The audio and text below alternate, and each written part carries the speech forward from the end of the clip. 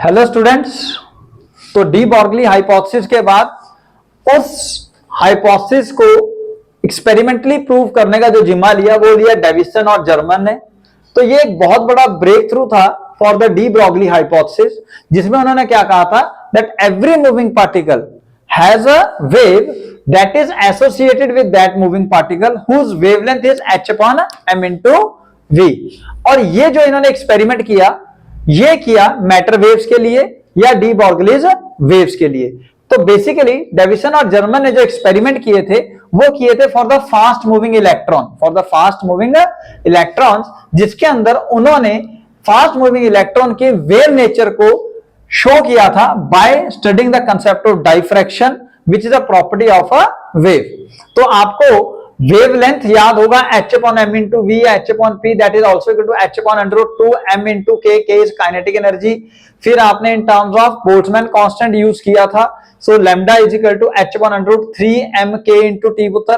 उसके बाद for gas molecule ये फॉर्मूला था, फिर आपने यहाँ पे एक शॉर्टकट निकाला था lambda is equal to 25.6 under root capital m into t। Capital m था molar mass of the gas molecule और टेम्परेचर इन केल्विन। हालांकि ये सब फॉर्मूले अभी यूज नहीं होंगे, हमारे पास जो फॉर्मूला यूज होगा वो ये वाला यूज होगा जिसके अंदर काइनेटिक एनर्जी के कॉस्ट पे वर्क किया गया था by applying a large potential. तो जहां पे फॉर्मूला शॉर्टकट में था lambda is equal to under root of 150 by v, v is called potential in terms of angstrom। Similarly, lambda is also equal to 12.27 under root of v in terms of angstrom। तो students deviation और German experiment के अंदर जो operators use किया गया उसको समझिए। पहले सबसे पहले इन्होंने एक टंगस्टन की फिलामेंट ली और उस टंगस्टन फिलामेंट को कनेक्ट किया लो पोटेंशियल बैटरी से, और लो पोटेंशियल बैटरी 5 से 6 वोल्ट की थी जो कि एक इलेक्ट्रॉन इमिटर का काम करेगी, क्योंकि इस टंगस्टन फिलामेंट के ऊपर बेरियम ऑक्साइड की कोटिंग की गई। बेरियम ऑक्साइड इसलिए क्योंकि उसका जो वर्क फंक्शन है, क्या है वर्क फंक्शन, वो काफी लो होता है। वर्क फंक्शन लो होने का मतलब इजिली इलेक्ट्रॉन जो है वो इजेक्ट हो जाएगा। ठीक है पुत्र। अब टंगस्टन आपको पता है ये हाई रेजिस्टेंस होता है, तो जैसे आप लो पोटेंशियल है कि थोड़ा सा भी करंट पास करोगे वहां पे large amount of heat produce होगी और वो हीट हम यूज करेंगे to eject the electron from the barium oxide. ठीक है पुत्र। और इसके आगे कनेक्ट करना है आपने एक cylinder with a fine hole and that is connected with a high positive potential. तो उसको आपने कनेक्ट करना है एक हाई पॉजिटिव पोटेंशियल से जिसकी वैल्यू हाई पॉजिटिव पोटेंशियल की सपोज 54 वोल्ट या समथिंग होगा। ठीक है जी। और मैक्सिमम 44 से 68 वोल्ट के बीच में सबसे बढ़िया रहेगा, वो रीजन अभी समझाता हूं। और जो यहां से इलेक्ट्रॉन निकलेगा, ठीक है मतलब वो सारे स्कैटर्ड फॉर्म में होंगे, लेकिन फाइन बोर के थ्रू पास करवाना है। तो उस फाइन बोर के थ्रू जब पास होगा तो इलेक्ट्रॉन की बन जाएगी बीम, तो हम इसको इलेक्ट्रॉन बीम क्रिएटर भी कह सकते हैं। और जो यहां से बीम ऑफ इलेक्ट्रॉन निकलेगी that will strike on to the nickel crystal. उसको निकल के क्रिस्टल के ऊपर स्ट्राइक करवाया डेविसन और जर्मन ने, और उसके बाद यहां से जो रेज रिफ्लेक्ट होकर वापस आई, पार्टिकल नेचर के हिसाब से रेज रिफ्लेक्ट होंगी। अब रेज जो रिफ्लेक्ट होके आई उनको स्टडी किया गया on to the circular scale, and this circular scale has a movable detector which is connected with the galvanometer। ठीक है मतलब अब यहां पे क्या है कि अगर रेज आ रही है और सिर्फ पार्टिकल नेचर होता आपके मूविंग इलेक्ट्रॉन का, तो जितनी रेज है वो सारी की सारी एक ही पर्टिकुलर पॉइंट पे आती। लेकिन because electrons here the moving electron here behave like a wave, तो वो वेव की तरह बिहेव करते हैं जिसकी वजह से वो अपनी एनर्जी डिस्ट्रीब्यूट करेंगे और अलग अलग पॉइंट्स पे भी गैल्वेनोमीटर डिफ्लेक्शन शो करेगा। ठीक है ना। सपोज यहां पे गए तो कुछ गैल्वेनोमीटर ने डिफ्लेक्शन शो किया, यहां कुछ, यहां कुछ, यहां कुछ, यहां कुछ, यानी कि हर एक पॉइंट पे जो वेव है वो पहुंच रही है, तरंग पहुंच रही है। ठीक है ना। यही तो हमें प्रूव करना है डेविसन और जर्मन के द्वारा कि जो मूविंग इलेक्ट्रॉन है that has a wave associated with it, जो कि डी ब्रॉगली का हाइपोथेसिस था। तो इसको इन्होंने प्रूव किया कैसे।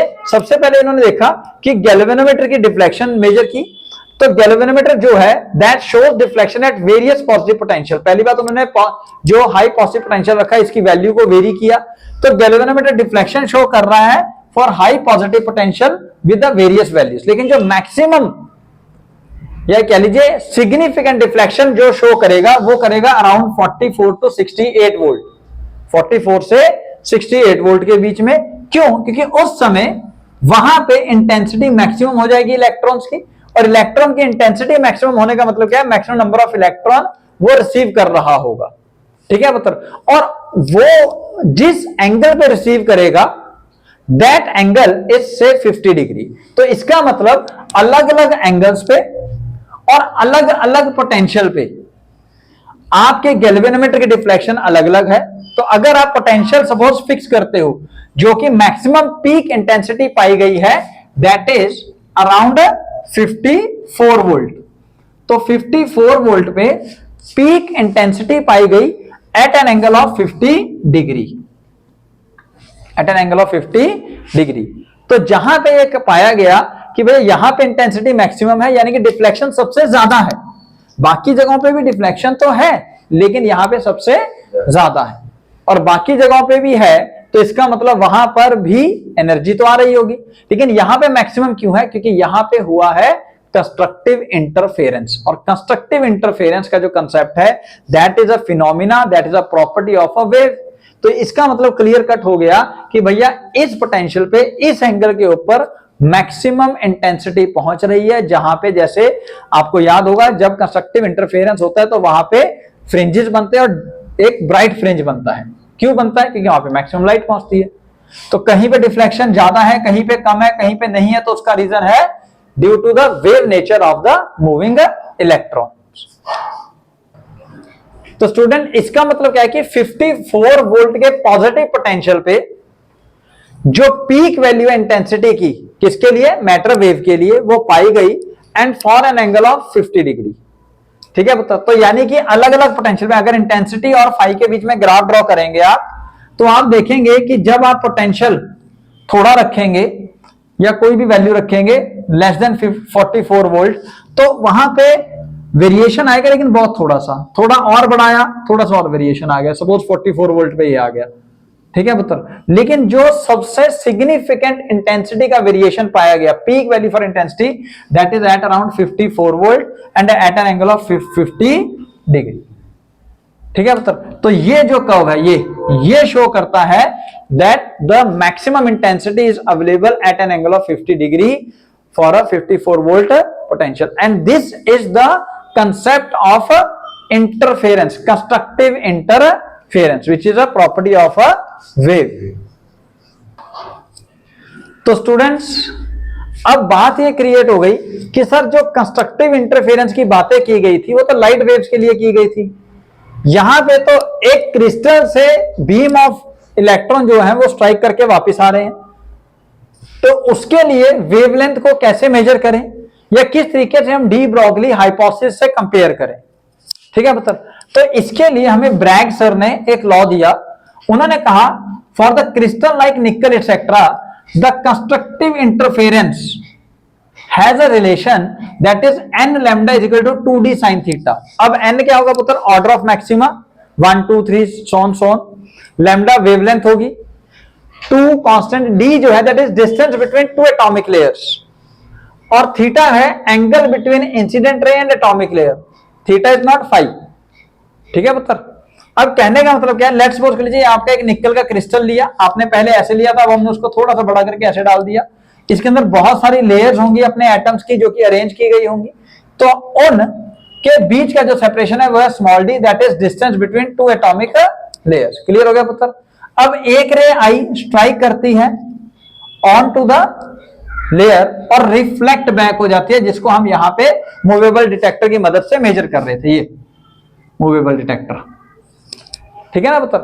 तो अब ये रे जो टकरा के वापस गई, तो ये है इंसिडेंट रे और ये है atomic layer, so theta is the angle between incident ray and atomic layer, ये वाला एंगल होगा थीटा। ठीक है पुत्र? ऐसे ही सपोज एक और पैरेलल रे आ रही है, वो भी टकरा के वापस जा रही है। ठीक है पुत्र? अब ये जो रेज जा रही हैं they are in the form of waves, और ये वेव्स अगर सुपर इंपोज होकर कंस्ट्रक्टिव इंटरफेरेंस करेंगी तब वहां पे इंटेंसिटी मैक्सिमम होगी, और उसकी कितनी वेवलेंथ होगी वो हम मेजर करेंगे, और वो वेवलेंथ हम कंपेयर करेंगे डी ब्रॉगलीस हाइपोथेसिस के द्वारा। तो उससे पहले आप समझिए कि सपोज ये एक वेव आ रही है, ठीक है पुत्र, ए से बी तक एक रे पहुंची और बी से सी यहां चले गई। सिमिलरली सपोज एक और वेव आ रही है से ई से डी और यहां तक एफ चली गया, लेट्स सपोज, ठीक है। मतलब अब ध्यान से देखिए, ए से बी और ई से सपोज इसके यहां पे लाइन ड्रॉ करें अगर हम, तो यहां तक अगर हम कोई पॉइंट ले लें जी, तो ये और ये पाथ तो सेम कवर किया है रे ने, दोनों ने। सिमिलरली यहां से भी अगर आप एक परपेंडिकुलर ड्रॉ करेंगे, ये परपेंडिकुलर है, तो ये पाथ और ये पाथ, ठीक है जी। यहां पे ले लो एच और एफ सेम, लेकिन जी से डी और डी से एच का जो पाथ कवर किया गया है that is a path difference. Path difference का कंसेप्ट आना शुरू हो गया। अगर पाथ डिफरेंस होगा तो पॉसिबिलिटी है कंस्ट्रक्टिव और डिस्ट्रक्टिव इंटरफेरेंस की। उसके हिसाब से हम मैक्सिमा के लिए स्टडी कर रहे हैं, तो वो कैसे करेंगे, पाथ डिफरेंस की वैल्यू मेजर करेंगे। देखिए तो स्टूडेंट्स, अब बेसिकली ये पाथ डिफरेंस जीडी और डीएच कैलकुलेट करना है और कंडीशन लगानी है कंस्ट्रक्टिव इंटरफेरेंस के लिए।